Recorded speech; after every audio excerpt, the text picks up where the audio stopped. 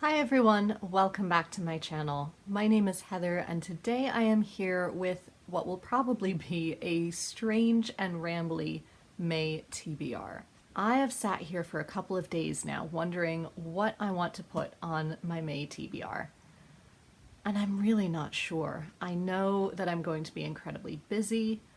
I'm going to be traveling at the end of the month for a friend's wedding, and it's the first time that I've traveled that far in a very long time. So I'm really stuck for what I want to read. I also know that, in all probability, Shelley Swearingen is going to run her historical fiction readathon in the month of June. So that makes me want to put a lot of my historical fiction books on hold so that I have them to pick from in June. So I'm just in a strange limbo with my reading at the moment. But a couple of things that I'm pretty sure that I will want to read in May are the following. First of all, I still have If Beale Street Could Talk by James Baldwin on my nightstand. I was going to go into this once I finished Tears of the Wolf, but that's been taking me a while, so this will probably carry over into May. If you missed my April TBR, this is a modern classic about a young black woman, I believe in the 1960s or so, whose boyfriend is falsely accused of a crime and imprisoned for it. Meanwhile, she is also pregnant, and it's about them and their families and how they all deal with these circumstances that are horribly unfair that they are stuck in.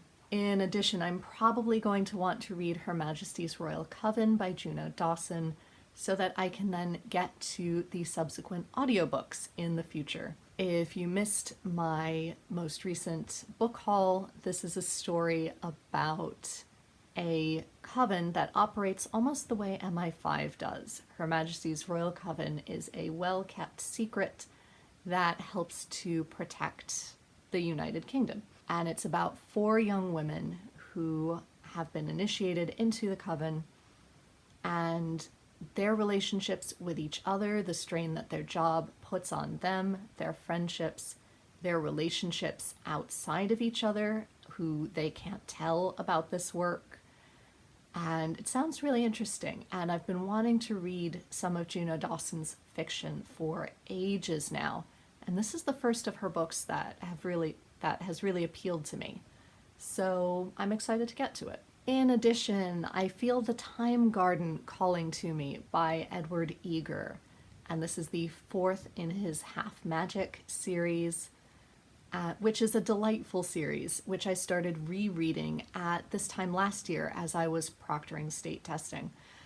So I will circle back to it again during state testing time this year. Probably not while I'm proctoring because it won't be in the classroom with me, but nonetheless, I am excited to see how this turns out.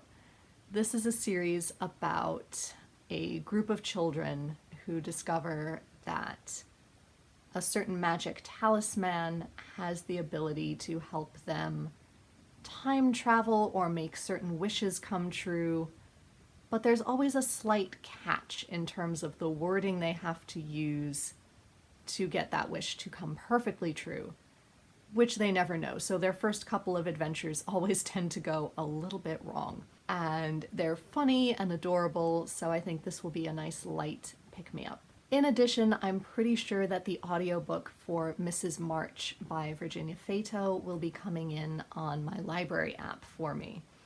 So hopefully I will be listening to that during the month of May. I'm partly excited to read it and partly kind of scared, although it may be the descriptions of her latest book, Victorian Psycho, that have me scared to read this one.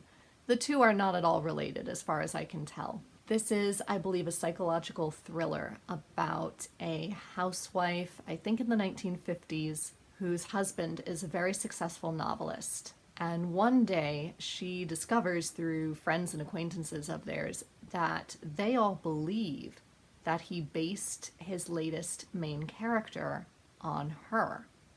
And this main character is apparently an awful woman. So this then sends our main character, Mrs. March, into a spiral and things unravel from there. Like I said, very intriguing, but also I'm slightly scared of where it's going to go, so hopefully it doesn't get too dark and horrific, but I will let you know as soon as I've listened to it. So those are all of the books that I feel that I can commit to read in May. I may have time to read a lot more. I may not get to all of these. I really don't know, but I want to give myself the freedom to read as much as I can of whatever I want. I'm going to let my heart do the picking and hopefully come back with tighter, more specific TBRs in June and July, especially as those will feature 2 readathons. So until next time, be safe, be well, and happy reading. Bye everyone.